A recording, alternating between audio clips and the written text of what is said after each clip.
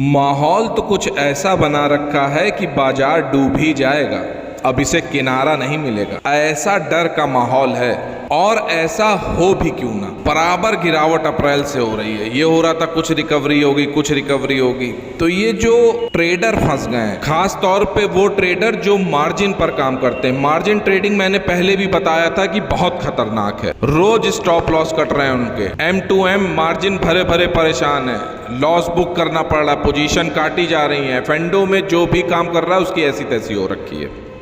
और उनके चक्कर में इन्वेस्टर भी जो शॉर्ट टर्म वाले हैं वो भी पीड़ित हैं, वो भी डरे हुए हैं। डर बहुत है। निफ्टी का क्या भरोसा, हो सकता है 15,800 आ जाए। 15,800 टूटा तो क्या डर ये भी लग रहा है कि शायद 14,000 आ जाए। जहां पे भी मार्केट आ जाए, कितना भी गिर जाए, एक चीज को हमेशा याद रखिए, बाजार को ज्यादा दिन तक नीचे दबाया नहीं जा सकता अब, क्योंकि पार्टिसिपेशन बहुत ज्यादा है। और इसके साथ एक बात ये भी पक्की है, बहुत सारे रणबांकुरे इन 2 महीनों में, मई और जून में, ये मार्केट छोड़ देंगे। इतना बुरी तरीके से या तो घाटा बुक कर लेंगे या डर जाएंगे। इस मार्केट को छोड़ना ही पड़ेगा। ये मार्केट लात मार के बाहर ही करने वाला है।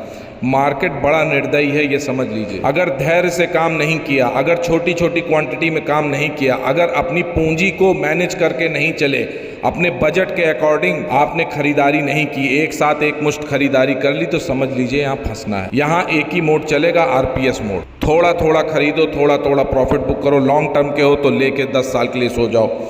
कहना आसान है, जब अदानी पोर्ट, HCL टेक या कोई भी शेयर ABCD अपने ऊपर से 100 रुपए गिरता है ना, तो लॉन्ग टर्म का तो बुखार ही उतर जाता है तुरंत। लॉन्ग टर्म की याद भी नहीं आती है। और ये बाजार गिर रहा है तो इसमें सबसे बड़ा दुख एक ही है, जो मैं हमेशा कहता हूँ। दुख ये नहीं है कि बाजार गिर गया है, दुख ये है कि हमारे पास पैसे नहीं है अब खरीदने के लिए। पैसे खत्म हो गए हैं। और दूसरी मेरी बात भी सही है एकदम, हमेशा बोलता हूँ, बड़े से बड़ा धन्ना सेठ हो, यहाँ पर पैसे कम ही पड़ जाते हैं खरीदारी के लिए। जब मार्केट गिरता है सबके पैसे कम पड़ जाते हैं, मेरे भी पड़ जाते हैं। एक बात और बताता चलूं, ये वीडियो जो मैं बनाता हूं ये पूरी तरीके से एजुकेशनल पर्पस के होते हैं। मैं किसी को भी खरीदारी या बेचान की सलाह नहीं देता हूं, ना बाई ना सेल। जो भी राय देता हूं वो सारी ओपिनियन मेरी पर्सनल होती हैं, निजी राय होती है।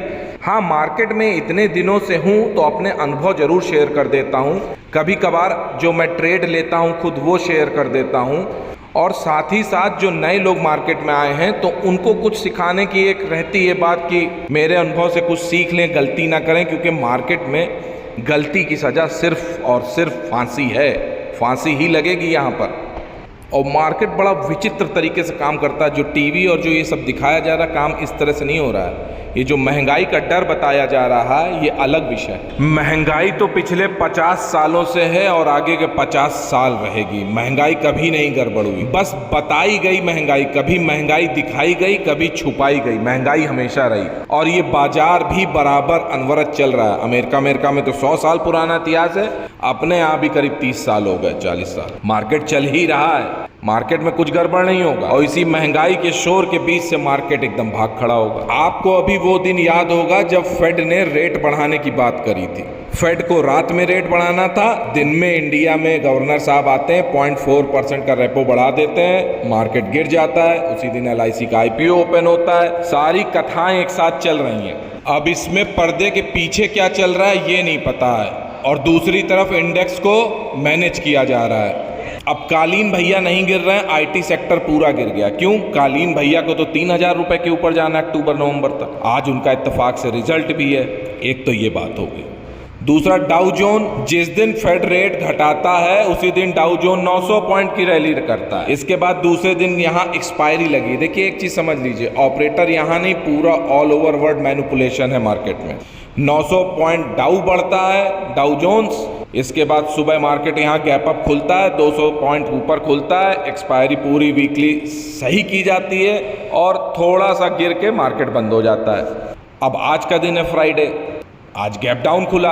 अब गैप डाउन खुला तो डाउ जोन का सहारा लिया गया। डाउ जोन 900 पॉइंट एक दिन पहले बढ़ चुका था, कल उस 1200 पॉइंट की गिरावट दिखा के 1000 पॉइंट माइनस पे बंद हो गया। तो ओवरऑल 100 पॉइंट माइनस पे बंद हुआ। लेकिन उसके हिसाब से इंडियन मार्केट नीचे खुला, गैप डाउन खोला उसने मार्केट। अब सब शेयरों की पिटाई हो रही है कस के। तो मई की सीरीज तो वैसे ही गुड़ गोबर हो गई थी, उसी दिन पता लग गया था। लेकिन अब इतना खराब मार्केट नहीं है, ये भी समझ लीजिए। बहुत सारे शेयर अच्छे रेट पे आ गए, मैं खुद खरीदारी करूंगा। आईटी सेक्टर तो विशेष तौर पे मुझे प्यारा लगने लगा। बिना आईटी सेक्टर के यार इंडिया नहीं बढ़ेगा। इंडिया के सारे बच्चे जो वेल स्टैब्लिश हुए बाहर, जो सब पैसा इंडिया को भेजते हैं, एनआरआई हो गए आधे से ज़्यादा, वो सर्विस सेक्टर की देन है, आईटी सेक्टर की। आईटी सेक्टर में जब बूम आया तो इंडिया का सम्मान बढ़ा बाहर। तो आईटी सेक्टर कहाँ जाएगा? $200 बिलियन का हिसाब किताब है, ऐसे कैसे चला जाएगा? आईटी सेक्टर अभी रिवाइव करेगा और अच्छे रेट आएंगे। जहां हम लोग परेशान हैं इन्फोसिस और सारे चीज़ों में, उनके सारे प्राइस फिर से आएंगे। मैं तो आईटी सेक्टर को प्ले आईटी इंडेक्स से करता हूं, IT20 से। आप मेरा पुराना वीडियो देख भी सकते हैं। नया वीडियो मैं 1-2 दिन में अपलोड करूंगा आईटी पे। और एक चीज और समझ लीजिए, घबराना नहीं है, डरना नहीं है, डरना मना है। जो डर गया समझो मर गया। ये मार्केट कहीं नहीं जा रहा है, कहीं नहीं जाने वाला है, ना डूबेगा, बस डराएगा। डरना नहीं है, मन पर संयम रखना है। याद रखिए, जो आत्मबली होगा वो राजा बनेगा, जो संयम से भरा होगा वो राजा बनेगा। लेकिन मेहनत तो करनी ही पड़ेगी, संघर्ष तो करना ही पड़ेगा। सबको अपने हिस्से का करना पड़ता है। आप सोचते होंगे जब मार्केट गिरता है तो मैं इस तरह की बातें क्यों करता हूं। संकट में सहारे की बहुत जरूरत होती है। जब खराब समय होता है तो कोई खड़ा होने वाला चाहिए। बस उस आदमी के आपकी पीठ पर हाथ रख देने से बहुत बड़ी बात हो जाती है। उसका ये कहना बहुत हो जाता है कि चिंता मत करो, मैं हूँ। मेरा भी कभी समय खराब था, मेरे भी गुरुओं ने मेरे पीछे खड़े होकर मुझे संबल दिया। तो मेरा भी कर्तव्य समाज के प्रति। शेयर मार्केट में तो खास तौर पे घबराइए बिल्कुल नहीं। ये मार्केट ऐसा कुछ भी नहीं करेगा, बस यहाँ पर टिकने की कला आनी चाहिए। जो रुकेगा वो जीतेगा। बाजार में बहुत जरूरी है कि मन को स्थिर रखा जाए। मन बहुत डोलने लगता है। जब पोर्टफोलियो लाल दिखता है ना तो घबराहट पैदा हो ही जाती है। हमेशा बेहतरी की आशा करिए और बुरे से बुरे के लिए तैयार रहिए। ये इंग्लिश कहावत है, आप लोग बताएंगे कमेंट बॉक्स में कौन सी है। और बाजार की परवाह न करिए, ये भी कवर हो जाएगा।